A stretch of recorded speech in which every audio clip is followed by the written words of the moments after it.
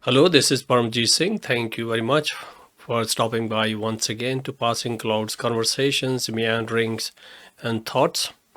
So, if you know someone or you have someone in your life who is working through the challenges of PTSDs and associated sleep disturbances, please stick around. You may be interested in this piece of research. So, there's a new paper published a month back in the Journal of Psychological Trauma Theory, Research, Practice, and Policy, and which measured the impact of mindfulness training on PTSD symptoms, especially among police officers.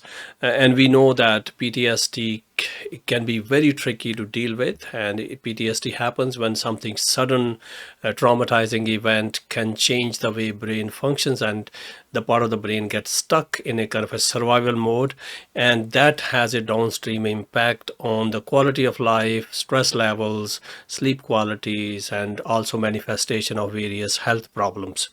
So this research paper actually roped in 114 law enforcement officers and randomly put them into two conditions. One condition was the 8 week of mindfulness training program, and then other group was actually put into kind of a wait list where they have to wait for to be put into the mindfulness training or any other kind of thing. So usually that's the condition used, which is called the control, that you just put people on the wait list.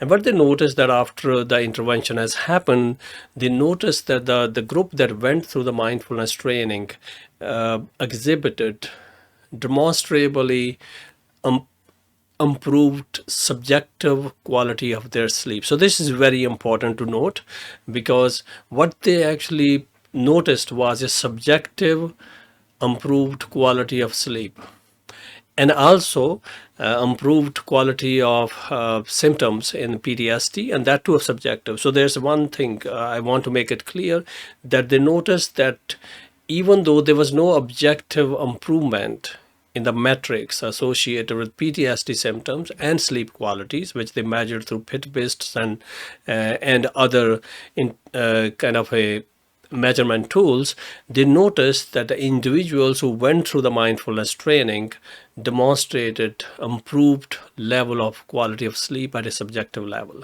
And one of the reasoning given behind is that the reduced PTSD symptom, or especially the subjective feeling of PTSD symptoms, led to the improvement or the quality of the sleep. So this is very important, that even though there was no movement or improvement in the objective measurements of sleep of quality or PTSD symptoms, the person who went through the mindfulness training for 8 weeks felt that their sleep qualities have subjectively improved, and so does have their, or so do have their PTSD symptoms. So this is very important. Maybe it leads to various kind of speculations why it would happen. It is possible that when you begin to feel better and that feeling translates into improvement in the objective measurements. No, this is a speculation, and this is a kind of a reasoning that we can put forward as a possible explanation why people felt the way they felt.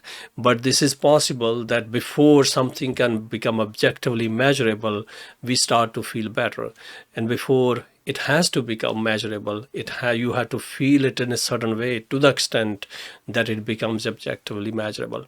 So that's a very important point, that even though the mindfulness training did not lead to any improved measurement and objective sense of term, people felt better in the way they were experiencing their sleep as well as PTSD symptoms. No, I think we need more research to clarify why that is happening, or to pinpoint exact reasoning why it is happening. But one of the piece of good news here is that it means that one can begin to experience the sleep in a slightly different way. And we know that sleep is a restorative to the system, and both restorative and curative, which means that it allows the system to bounce back, to actually recover itself from any insult or injuries that may have happened in relation to PTSD exposure.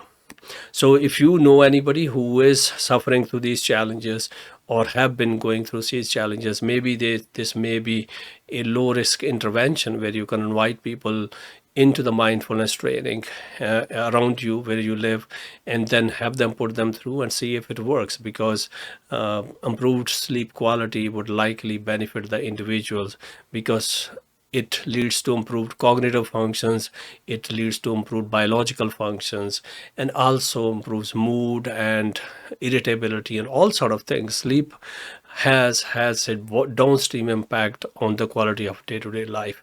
So if you find that you have someone, and try this, and if you want more information, you can check out the research paper. I will link it in the footnotes. And if you want more information about mindfulness courses, you can also look around where you live and attend those courses with someone who does the practice. And hopefully that will give you a kind of, or give you or someone you know, added toolkit to work with that.